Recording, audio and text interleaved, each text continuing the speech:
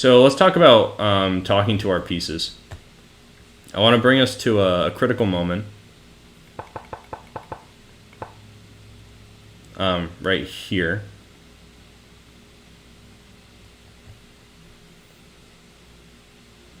Okay, let me see. How should I frame this? So in this position, black's knight is hanging. So we have to basically choose a place for the knight, not just based on like where it's safe, but where we really want it to be. This pawn structure is very similar to the ones that I used in the logical examples. So let's see if we can figure out where this knight should really go with all the other pieces on the board, but also considering the pawn structure. What's the best place for it? This is also kind of subject to opinion. I like to start out with one that's more open-ended.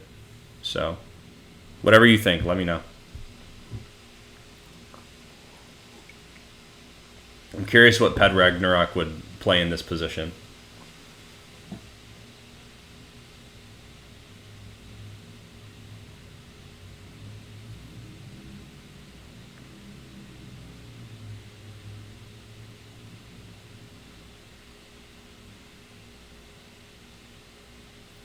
Alright, knight e7. Interesting. And Jake likes knight a5. Knight a5 actually has a tactical problem. If you play knight a5, because your knight's on the edge, which kind of goes with the theme of what I was saying before about where the knight generally stands best, there's b4. That's right, it gets trapped. So look out for this kind of thing. However, knight b8 also puts the knight on the edge. So does that mean that it's bad? In this case, it's not exploitable. It's on its way to another square. I find this move somewhat reasonable, although it's still not my favorite. I like knight e7. But this move is not as bad as you would think. I think there's this natural tendency for humans not to want to admit they were wrong, and making a chess move where you go out and back, it feels a lot like saying, I was wrong. I belong somewhere else. But the reality is that black provoked the pawn to go to d5, which could be construed as something beneficial. Yeah, absolutely. We don't mind going from b8 to d7 to c5. This is a long-term maneuver of the knight to a square, which is good based on the arguments I laid out earlier. If it's on c5, it attacks the weak e-pawn, and it doesn't interfere with any of the other pieces.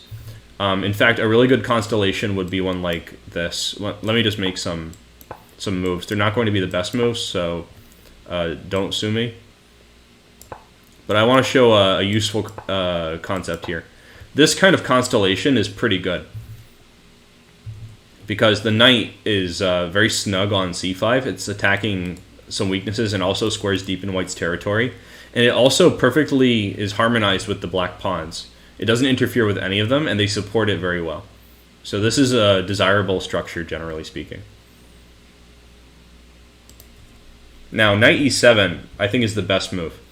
And the reason is this is slightly more active because it's attacking this d-pawn.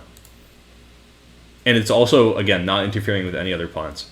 So after a move like c4, we could see f5, where the knight is also supporting a breakthrough. We're going to destroy the pawn structure with the support of the knight.